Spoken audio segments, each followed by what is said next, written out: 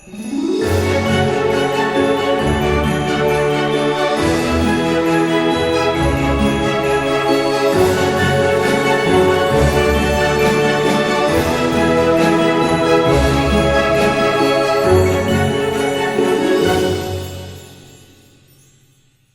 Everyone, உங்களை இந்த வீடியோவில் மீட் பண்ணுறதுல எங்களுக்கு ரொம்ப சந்தோஷம். எனக்கு ரொம்ப சந்தோஷம், எங்கள் எல்லாருக்கும் ரொம்ப சந்தோஷம். நம்ம எல்லாரும் முடிவு ஒரு ப்ரேயர் பண்ணி நம்ம ஸ்டார்ட் பண்ணலாம். அன்புள்ள ஆண்டவரே, இந்த நல்ல நேரத்துக்கு நன்றி செலுத்துகிறோம். இந்த வேளையில் நீர் எங்களோடு பேசுங்க. நீங்கள் பேசுகிறது எங்கள் எல்லாருக்கும் உற்சாகமாக இருக்க உதவி செய்வீராக. ஆண்டவரே, ஒவ்வொருத்தரும் பார்க்குற ஒவ்வொருத்தரும் தொடப்படட்டும். அப்பா, நீங்கள் மகிமைப்படுங்க. இதோ இந்த கிறிஸ்மஸ் நாளில் ஆண்டவரே, உங்களுடைய வார்த்தையை எல்லாரையும் ஆண்டவரே, உங்களுடைய வார்த்தையை தொட போகிறதுக்காக ஸ்தோத்திரிக்கிறோம்.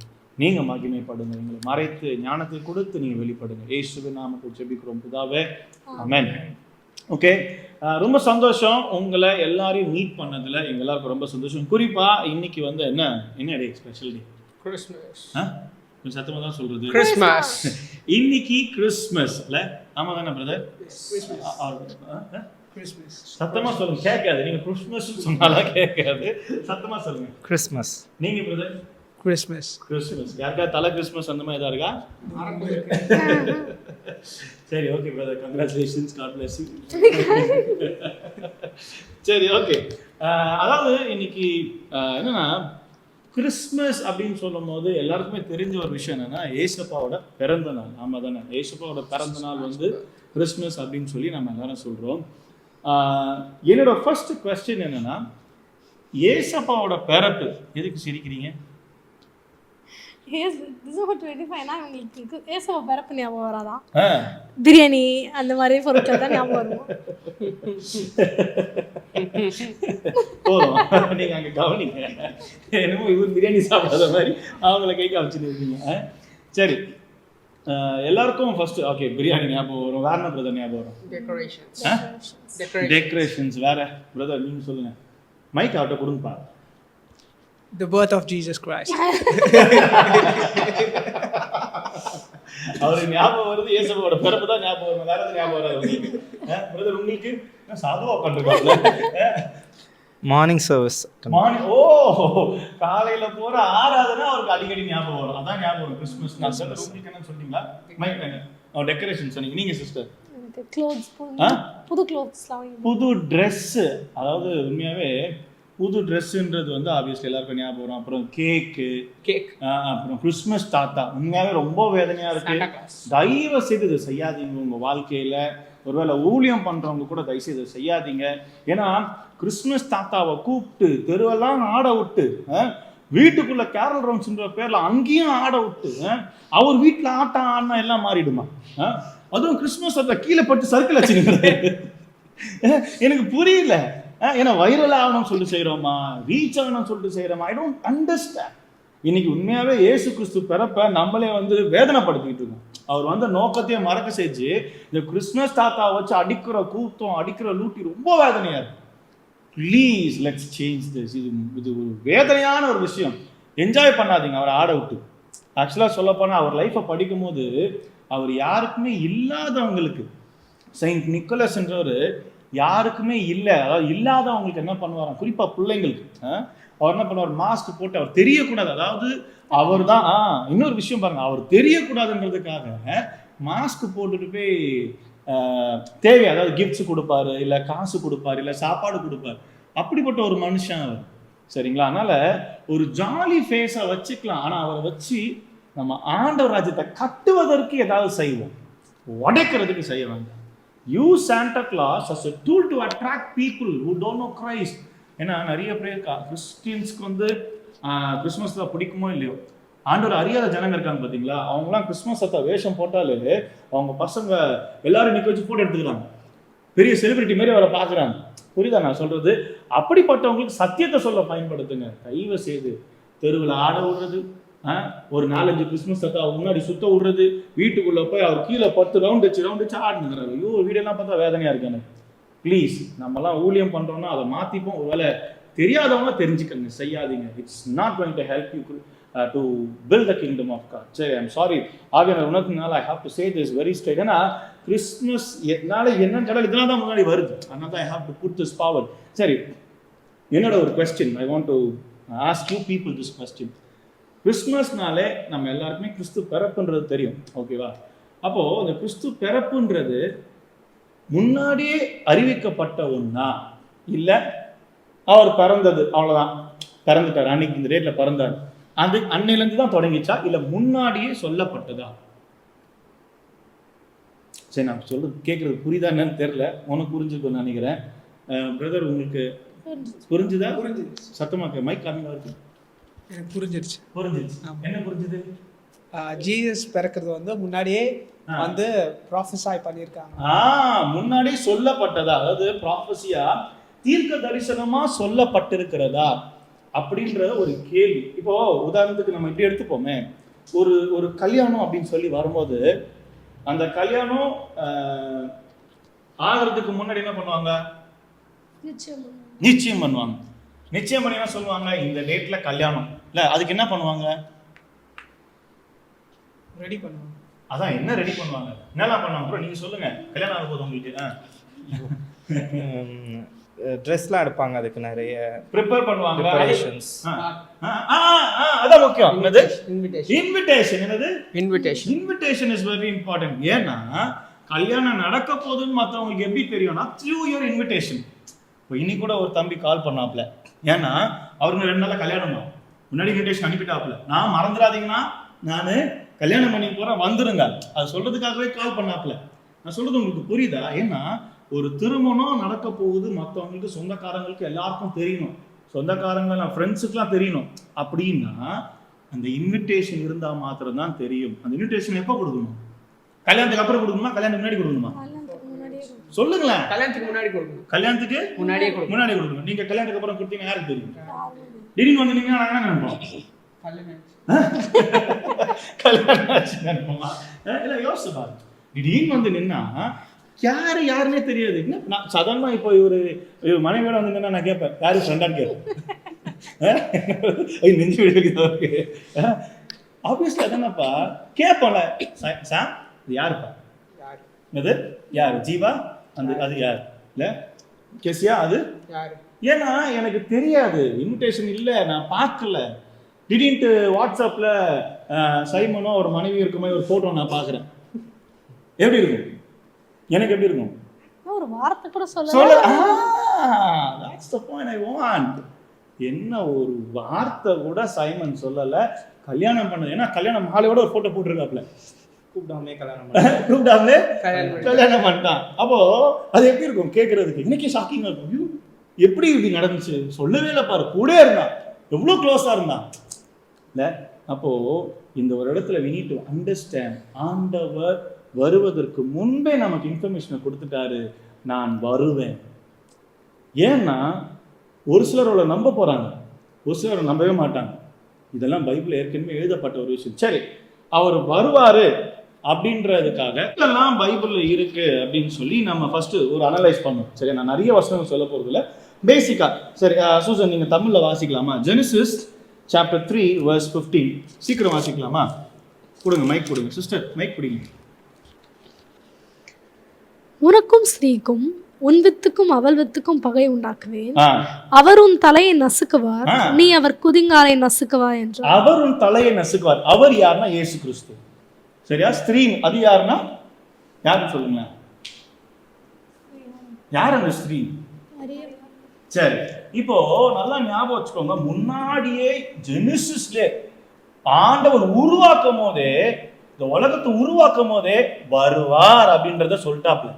எங்க இது? கிட்டத்தட்ட 1500 வருஷத்துக்கு முன்னாடி எழுதப்பட்ட ப்ராஃபஸி இது. ஏசப்பா, அதான் நான் சொல்றது, ஏசப்பா வருவதற்கு முன்பு, இன்னையிலேருந்து நான் சொல்லலை, புரியுதா நான் சொல்றது? 1500 இயர்ஸ்க்கு முன்னாடி எழுதப்பட்ட ஒரு விஷயம். சரி, அடுத்து இன்னொரு வசனம் நம்ம வாசிப்போமா?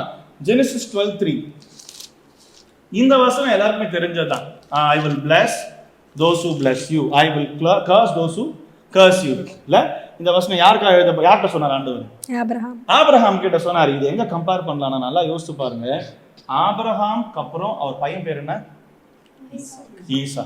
நீங்க நல்லா பாருங்க, ஏசப்பாவோட வம்சாவளி, அதுக்கப்புறம் யார் வரா? ஜேக்கப். ஏசப்பாவோட வம்சாவளியில யார் வரா? மத்தேயுல இருக்கே.